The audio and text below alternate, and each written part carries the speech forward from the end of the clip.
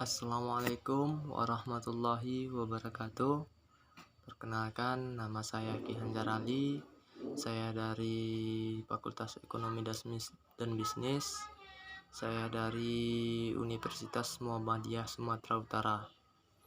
Di sini saya akan menjelaskan masalah pendapatan dari makalah jurnal atau jurnal report yang telah saya kirim ke e-learning Universitas Muhammadiyah Sumatera Utara yang berjudul Analisis Perlakuan Akuntansi Peralatan, Kantor dan Aktiva Tetap pada PT Astra Sendayan Finanse.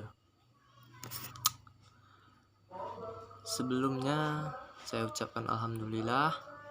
Semoga kita semua dalam lindungan Allah dan dijauhkan dari penyakit-penyakit yang berbahaya di dunia ini.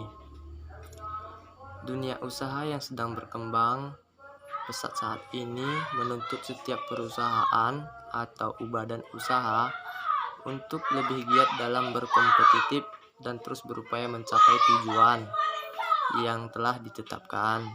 Bagi negara-negara sedang berkembang, perusahaan pembiayaan masih memiliki prospek yang baik. Hal ini dapat dilihat dengan tumbuh pesatnya perusahaannya pembiayaan, khususnya di Indonesia. Karena selain menyediakan barang yang dibutuhkan konsumen, cara pembayaran lebih ringan, yaitu dengan sistem angsuran.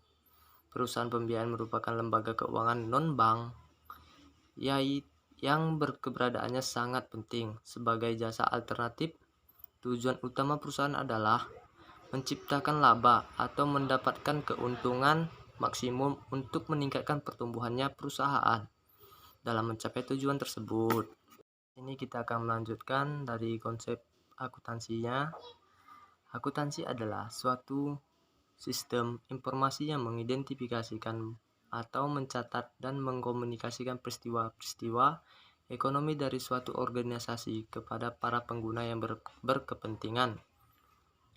Sedangkan American Institute of Accounting Public dalam buku teori akuntansi adalah suatu pencatatan, penggolongan, dan pengiktisaran dengan cara tertentu dan dalam ukuran moneter, transaksi, dan kejadian-kejadian yang umumnya bersifat keuangan, mencatat maupun mengklarifikasikan yang berhubungan dengan keuangan, sehingga dapat digunakan oleh pengguna yang berkepentingan untuk pengambilan keputusan maupun tujuannya.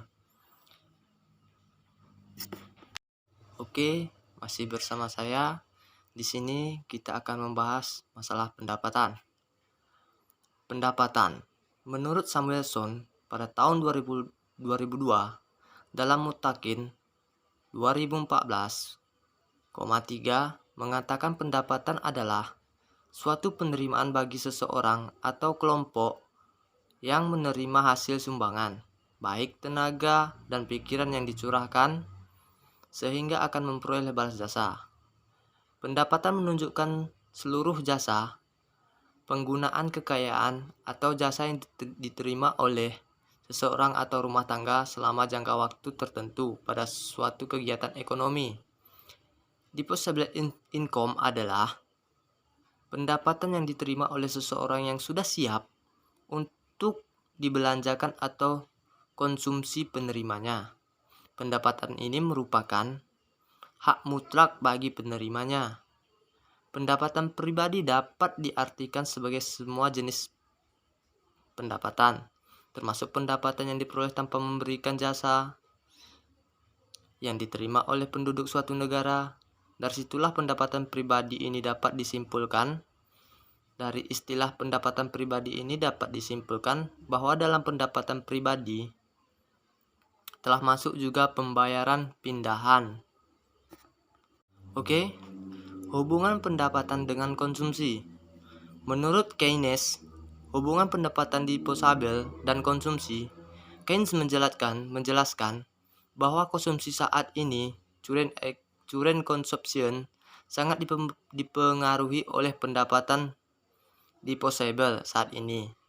Menurut Keynes, ada batasan konsumsi minimal yang tidak tergantung tingkat pendapatannya. Artinya, tingkat konsumsi tersebut harus dipenuhi walaupun tingkat pendapatannya sama dengan 0. Itulah yang disebut konsumsi otonomus. Oke, sekian dari saya. Lebih dan kurangnya saya mohon maaf. Saya mengucapkan terima kasih dan saya akhiri. Wabillahi taufiq wal hidayah. Assalamualaikum warahmatullahi wabarakatuh.